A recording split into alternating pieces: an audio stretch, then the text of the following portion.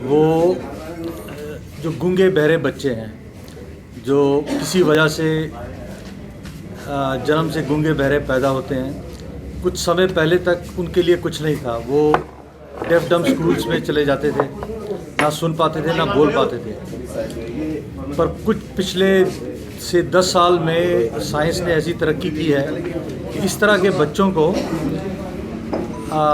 एक यंत्र लगाया जाता है जिसे कॉक्लियर इम्प्लांट कहते हैं। उसका एक इलेक्ट्रोड जो है कान के अंदर वाले हिस्से, इनर ईयर जिसे कहते हैं, उसमें कॉक्लिया में डाला जाता है।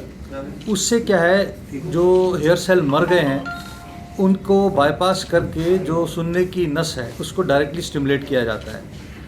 तो ये टेक्नोलॉजिकली चैलेंजिंग सर्जरी है, पर अब ये सक्सेसफुली की जाती है और 2 हफ्ते के बाद इस मशीन को ऑन किया जाता है।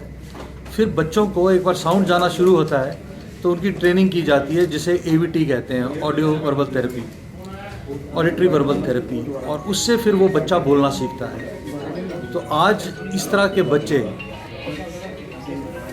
पूरे नॉर्मल समाज में, नॉर्मल स्कूल्स में जाते हैं। हमारे पास ऐसे भी मरीज़ हैं जो लड़कियां जो किसी वजह से बाद में हियरिंग खोई हैं, उन्होंने इसके बाद शादी की है, घर बसाया है। इसमें 2 तरह की डेफनेस होती है।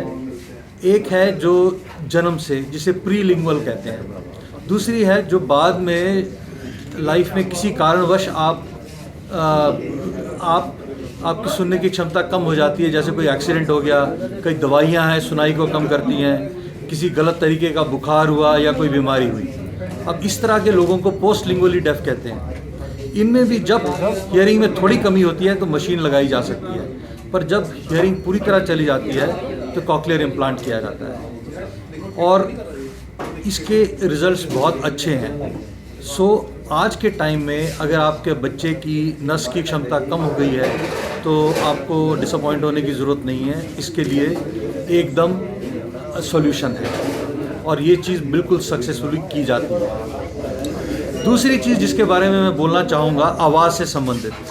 आवाज़ हम सब के लिए बहुत ही ज़रूरी और बहुत ही जब तक आवाज़ नहीं है, आपकी प्रॉपर आवाज़ नहीं है, तो आप ना कम्युनिकेट कर सकते, ना जो पढ़ाने वाला है पढ़ा सकता है, ना आप किसी से बात कर सकते।